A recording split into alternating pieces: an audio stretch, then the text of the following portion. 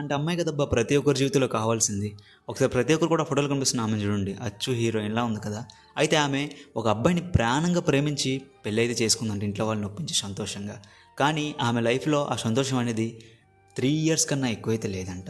ఇలా పెళ్ళైన 3 సంవత్సరాలకే వాళ్ళ హస్బెండ్కి అది ఒక తెలియని వ్యాధి వచ్చి కాళ్ళు చేతులు అన్నీ కూడా ఉబ్బిపోయి చచ్చి పడిపోయాయి అంట. అయితే ఇంకా ఒకరి సాయం లేనిదే తన ఏ పని కూడా తన అంతలు తను చేసుకోలేడంట. ఇంకొక మాటలో చెప్పాలంటే ఇంకా అన్నీ కూడా తన బెడ్ పైనే. అయితే తన ప్రాబ్లం తను తెలుసుకొని ఆ అక్కతో ఒక మాట అయితే అన్నాడంట అతను, నా జీవితం అంటే ఇలా అయిపోయింది, నీ లైఫ్ ఇక్కడితో ఆగిపోకూడదు, నువ్వు ఇంకొకరిని మ్యారేజ్ చేసుకొని హ్యాపీగా ఉండు అని చెప్పేసి.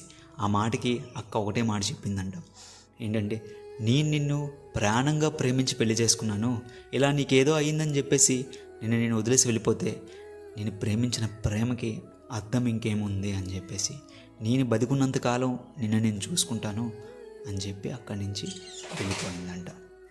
నిజంగా ఇప్పుడు నేను చెప్పడానికి కారణం ఏంటంటే ఈ రోజుల్లో 10 రోజుల కన్నా 10 రోజుల కన్నా ఎక్కువ ఎవరు కూడా కలిసి ఉండట్లే. అలాంటిది ఇలాంటి రోజుల్లో కూడా ఇంత ట్రూగా ఇంత ప్రాణంగా ప్రేమించే అమ్మాయి ఉందంటే సెల్యూట్ చెప్పొచ్చు కదా.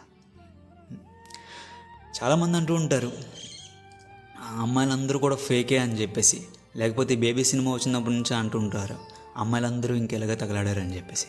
కానీ ఈ ప్రపంచంలో ఇలా ప్రాణంగా ప్రేమించే అమ్మాయిలు కూడా చాలామంది ఉన్నారు. సో వీళ్ళ ట్రూ లవ్కి, ఆ అక్క యొక్క ట్రూ లవ్కి మనం ఒక్క హార్ట్ సింబల్ పెట్టకపోతే మన తప్పే కదా అవుతుంది. నేను కూడా పెడతాను, ఒక్క హార్ట్ సింబల్ పెట్టండి వాళ్ళ ట్రూ లవ్కి.